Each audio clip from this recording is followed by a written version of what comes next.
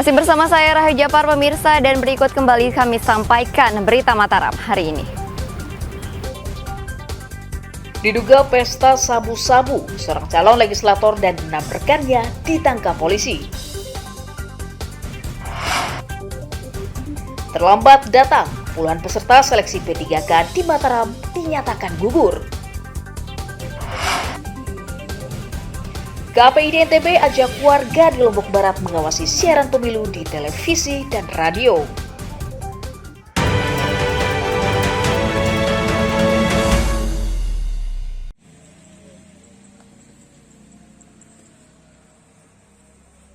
Komisi Penyiaran Indonesia Provinsi Nusa Tenggara Barat mengajak masyarakat mengawasi konten siaran pemilu di televisi dan radio. Pengawasan dimulai dari tingkat desa dengan membentuk kelompok peduli penyiaran yang diinisiasi KPID. Hingga saat ini, KPID telah membentuk 175 desa peduli penyiaran yang tersebar di 10 kabupaten kota. Hal itu untuk menguatkan kontrol masyarakat dalam menjaga netralitas lembaga penyiaran saat pemilu.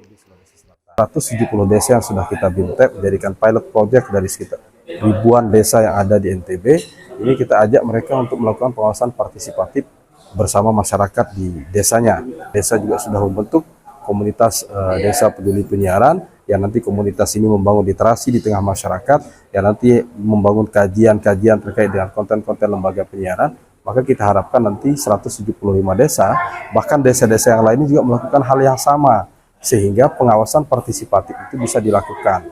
Komunitas ini di dusun itu tiap dusun 2 orang untuk menjadi anggota komunitas. Nantinya akan bergerak di masing-masing dusun, mereka akan melakukan sosialisasi tentang pengertian konten-konten literasi yang akan dia dapat dari tontonan TV, apa yang tidak mendidik dan bagaimana solusinya, sehingga pengaduan itu kami buka di desa.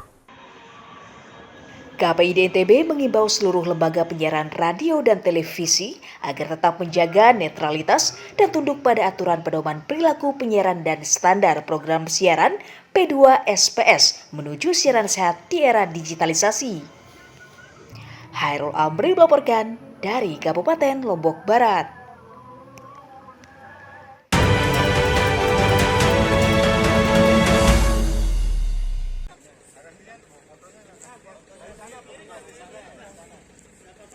Puluhan tim pengawas dari Badan Pangan Nasional mengecek ketersediaan bahan pokok di sejumlah pasar dan kelompok usaha mikro di Kabupaten Lombok Barat.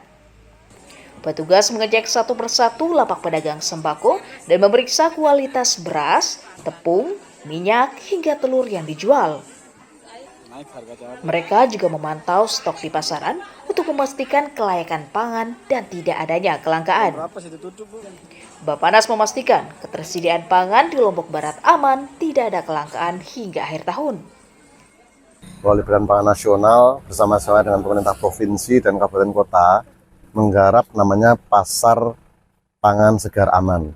Diharapkan semua nanti pangan segar yang diedarkan di pasar ini nanti memiliki jaminan keamanan pangan. Tentu harus melibatkan semua, jadi pengelola pasarnya ikut bersama-sama, pemerintah kabupatennya bersama-sama, provinsi dan pusat bersama-sama. Di pasar sepi, terus pajaknya banyak, terus sebelum setiap harinya judokannya banyak, terus bulanan ada, harian ada, sampahnya ada. Pedagang berharap pemerintah menjamin terpenuhinya stok pangan di pasaran agar harga tetap stabil dan tidak memberatkan ekonomi masyarakat. Hairul Amri melaporkan dari Kabupaten Lombok Barat. Mahalnya harga gula dikeluhkan pemilik warung kopi tradisional yang biasa berjualan di seputar Kota Praia, Kabupaten Lombok Tengah. Harga gula yang terus naik hingga Rp18.000 per kilogram sangat memberatkan mereka. Pasalnya mereka belum bisa menaikkan harga kopi seduh kepada pelanggannya karena khawatir dikomplain. Pedagang khawatir dengan menaikkan harga kopi, mereka akan kehilangan pelanggannya. tetap jalan aja, walaupun naik kita tetap jalan. Ya alhamdulillah. Kalau kita jadi pedagang kopi ya tidak bisa kita naikkan ya. Nanti prinsip saya gitu, nanti Allah ya ada yang menambahkan harga. Saya jual itu 3.000. Tetap rame Bu sejak naik. Iya, sama aja, naik dengan hendaknya sama aja. Enggak dinaikkan harga kopi. Hendak. Pedagang berharap pemerintah daerah segera menurunkan harga gula pasir di pasaran karena berdampak pada banyak UMKM termasuk para pedagang kaki lima. Lukmanul Hakim melaporkan dari Kabupaten Lombok Tengah.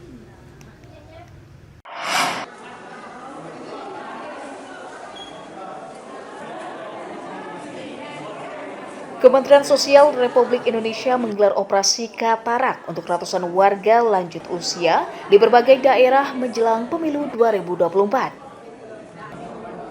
Salah satunya digelar di Rumah Sakit Umum Selepara, Kecamatan Suela, Kabupaten Lombok Timur yang diikuti 560 lansia.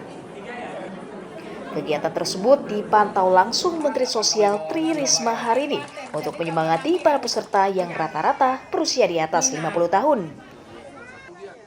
Risma juga membagikan kacamata gratis bagi warga yang penglihatannya terganggu. Saya melihat banyaknya data saudara-saudara kita yang harus segera dioperasi karena kalau terlambat mereka akan menjadi buta. Nanti bulan depan kita akan lanjut lagi. Sebetulnya kami tiap bulan melakukan operasi, cuman ini kita sebar seluruh Indonesia. Operasi Katarak akan digelar secara bertahap di sejumlah daerah menjelang pemilu untuk memastikan seluruh lansia juga bisa menggunakan hak pilihnya. Muhtadun melaporkan dari Kabupaten Lombok Timur.